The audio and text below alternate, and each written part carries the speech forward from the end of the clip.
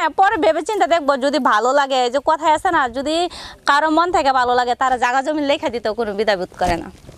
আসলে ভাই কথা বলতে অনেক কিছুই কথায় শাস্ত্রও শুনছি দাদাদের মুখে, যে জন্ম হয়েছে বারবার বুড়ার একবার। তো আমি যাই হোক আর কিছু বলতে চাই না, তো আমি বিয়ে করবো মেয়েটাই জানি। আমি একজন ভালো মনের মানুষ খুঁজতেছি, যে আমাকে বুঝবে, আমার সংসার বুঝবে, আমার সাথে থাকবে সব সময়, সুখ দুঃখ ভাগ করে নেবে, এরকম একটা ছেলে চাইতেছি। তবে হ্যাঁ, এখানে কিছু কথা আছে। তো কথা হচ্ছে যে আমার কিন্তু আগে দুইটা বিয়ে হয়েছিল। বলতে দেখা গেছে যে প্রথম যখন আমার বাপ মা বিয়া দিছিল, ঠিক আছে, তখন স্বামী ভালো ছিল না। স্বামী মানে অনেক অত্যাচার করতো, আমাকে ঠিক মতো সময় দিত না, যার কারণে আমি নিজে ওকে ডিভোর্স দিয়ে চলে আসছি। পরে প্রায় 1-1.5 বছর বাবার ঘরে থাকি। থাকাকালীন অবস্থায় যে আমার বান্ধবীরা যারা একসাথে স্কুলে পড়তাম, ওগুলা বিয়ে করে বাচ্চা কাচ্চা নিয়ে আমার চোখের সামনে দিয়ে ড্যাং ড্যাং করে ঘুরে। তো ওগুলা দেখা আমার আর ভাল লাগলো না, মানে আমার শরীর শুধু জ্বলে। তা আমি ভাবছি যে 1.5 বছর তো অপেক্ষা করলামই, কই আমার বাপ মা তো কখনো মনেই করে না যে আমার মাইয়াটা যে ডিভোর্সি হয়ে যে ঘরে বসে আছে, ওকে তো বিয়া দিতে হইব, ওর তো সংসার করতে হইব, এরকম কোনো চিন্তা মানে ভাবনাই করে না, জানেন। নাম কি আপনার? আমার নাম হচ্ছে ললিতা। ললিতা? হ্যাঁ। ও ললিতে আর যাব না বেগুন তুলিতে। তাই না? হ্যাঁ। বেগুন তুলতে গেছিলেন? হ্যাঁ, আমগো চাষা করে ক্ষেত আছে, বেগুন ক্ষেত আছে, আমি বেগুন উঠাইছি। এরকম বেগুন লম্বা মোটা সব বেগুন তুলছি, কারণ আমগো চাচারা তো আবার কৃষি করে। বেগুন দিয়ে কাজ করছিলেন? বেগুন দিয়ে তো কত কাজই করছি, যা হিসাব ছাড়া। বেগুন দিয়ে ভর্তা বানাই খাইছি, বড়া ভাজা খাইছি, বেগুনের চপ খাইছি, শুটকি তরকারি রান্না করছি, মানে কোয়ালিটি কোনো শেষ নেই। দিন শেষে দেখি বেগুন ঝুড়ির ভিতরে পড়ে থাকে। না, যেগুলো মনে করেন বাড়তি এখন আর লাগতেছে না কাজে, ওগুলো তো থাকবে, পরের দিন আবার কাজে লাগাইছি। আচ্ছা যাই হোক, তো মনে করেন লাগাইছিলেন? হ্যাঁ, বেগুন দিয়ে তো কত কাজই করছি, রান্না বান্না করে খাইছি। যাই হোক, তবে যেটা বললাম যে আমার 2টা বিয়ে হয়েছিল, ও পরের বিয়েটা কীভাবে হচ্ছে সেটাও বলতেছি। যখন 1.5 বছর বাবার ঘরে থাকলাম, বাবা মা বিয়া দেয় না, তখন বাধ্য হইয়া আমি এক ছেলের সাথে সম্পর্ক করলাম। সম্পর্ক করিয়া ওই ছেলেকে আমি বিয়ে করলাম। বিয়ে করে ওই ছেলে প্রায় 7-8 মাস ছিল আমার সাথে, আমরা সুখে শান্তিতে ভালোই সংসার কাটাইছিলাম। তো যখন যে বাসাতে আমরা ভাড়া থাকতাম, ওই বাসায় একটা মেয়ে ছিল। ওই মেয়ের সাথে আমার ছেলে, মানে আমার যে আমাকে বিয়ে করছে, ওই ছেলে মনে করেন কেমনে কেমনে সম্পর্ক করে ওই মেয়ের নিয়ে পালাই গেছে। এখন তে আর আমি কি করব, কারণ ছেলের ঠিকানা বাড়ি ঘরদর কিছু আমি দেখি নাই।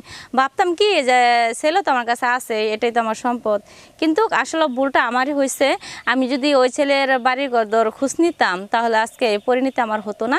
তাই আর কি দ্বিতীয় স্বামীটাও পরে মনে করেন আমি নিজের হাত দিয়ে ডিভোর্স দিয়ে দিলাম। তো এখন বিষয়টা হলো যে আপনার যে স্বামী ছিল আরেক মেয়ের কাছে গেল, আপনার কাছে যেটা চাইতো, যেভাবে চাইতো আপনি ওইভাবে দিতেন না, মানে একজন স্ত্রী হিসেবে জামাইকে যেভাবে খুশি রাখার দরকার করতে পারতেন না? অবশ্যই আমার সব কিছু দিয়েই আমি তাকে খুশি রাখছি এবং খুশি রাখার চেষ্টা করছি। কিন্তু আসলে কি জানেন, ছেলেরা হচ্ছে কি মধুর পাগল, কিন্তু সে তো আমাকে নিয়ে সংসার করা পাগল ছিল না, যাই আর কি বুঝতে পারলাম এখন। তো আপনার মধু ছিল না যে ভ্রমণ আর এক জায়গায় গেল?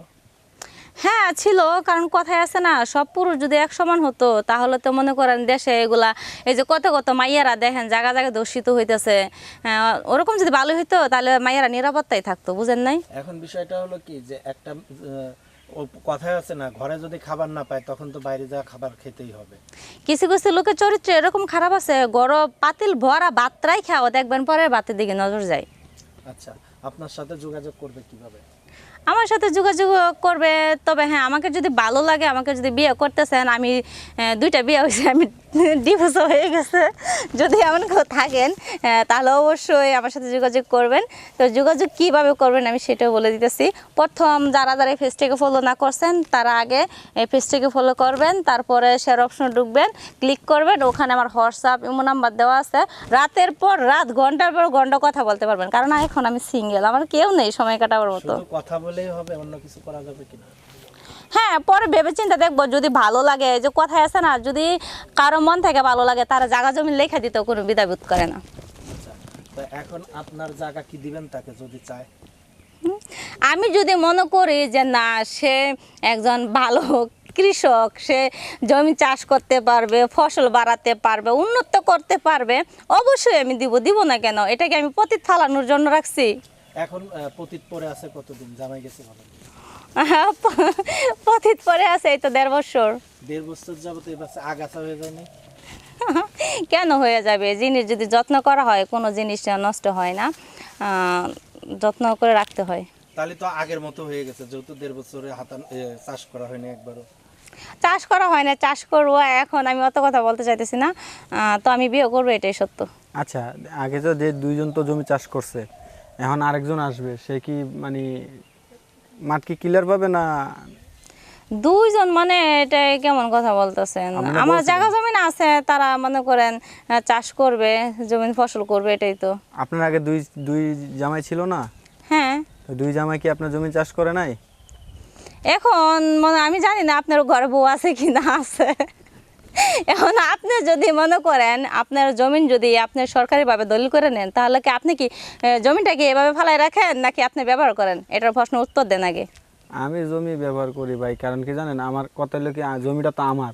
আজকে ভুট্টা করুম, এই ভাইবা ঘুমিয়ে যায়, কালকে আচ্ছা আচ্ছা ঠিক আছে ভাই, আপনি যেহেতু ব্যবহার করে থাকছেন দলিল করে, তাহলে সে কি আর আমাকে পতিত ফালাই রাখছে? আচ্ছা, তাহলে সে তো এখন, ব্যবহার করছে। এখন ওই আপনি কি রকম জামাই চাচ্ছেন? বয়স্ক নাই ইয়াং ছেলে ছেলে বিয়ে করছে, এখন বয়স্ক ছেলে বিয়ে করবো?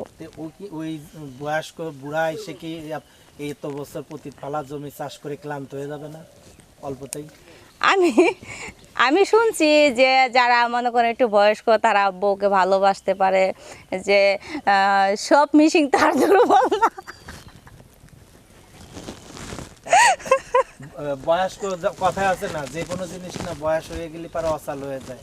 এখন আপনারও কি ওরকম ওই রকম বয়স্ক ইঞ্জিন দিয়ে চালাইতে পারবেন? আসলে ভাই কথা বলতে বলতে অনেক কিছুই কথায় শাস্ত্রও শুনছি দাদাদের মুখে, যে জন্ম হয়েছে বারবার বুড়ার একবার। তো আমি যাই হোক আর কিছু বলতে চাই না, তো আমি বিয়ে করবো, মেয়েটাই জানি। আচ্ছা, তো এখন আপনার দেশের বাড়ি কোথায়? আমার দেশের বাড়ি হচ্ছে কুমিল্লা। কুমিল্লা। বিবাহিত ছেলে না অবিবাহিত ছেলে চাচ্ছেন আপনি? আমার যেহেতু 2টা বিয়ে হয়ে গেছে, তাই আমি কি আর অবৈধ ছেলে পাবো? হ্যাঁ পাবো, যদি ভাগ্যে থাকে তাহলে পাবো। আচ্ছা, তো আমরা বিদায় নেওয়ার পূর্বে দর্শকদের কি বলার আছে? দর্শকের উদ্দেশ্যে একটা কথাই বলতে চাই, যে আমার ব্যাকগ্রাউন্ড তো আমি সব কিছু আপনাদের মাঝে তুলে ধরলাম। তো এই সব কিছু জানার পরেও যদি আপনারা কেউ আমাকে বিয়ে করতে চান, বউ মারা গেছে কিংবা বউ চলে গেছে, সন্তান আছে, কোনো সমস্যা নাই, নিজের সন্তান মনে করে আমি লালন পালন করব, যদি থাকেন তাহলে অবশ্যই আমার সাথে যোগাযোগ করবেন। তো যোগাযোগটা কীভাবে করবেন আমি সেটা বলে দিচ্ছি। প্রথম আপনারা এই পেজটিকে ফলো করবেন, শেয়ার অপশনে ঢুকবেন, ওখানে ক্লিক করে দেখবেন আমার ইমো হোয়াটসঅ্যাপ নাম্বার দেওয়া আছে, আপনারা চাইলেই আমার সাথে কথা বলতে পারবেন। আচ্ছা, তো এখন এই যে প্রতিবেদনে আসার উদ্দেশ্য কার কাছ থেকে শুরু? এটা আসলে আমি অনেকজনের কাছে শুনছি যে অনলাইনে নাকি ভালো মনে মানুষ পাওয়া যায়, আমার বান্ধবীর কাছেও শুনলাম, তাই আর কি আমি অনলাইনে আসলাম।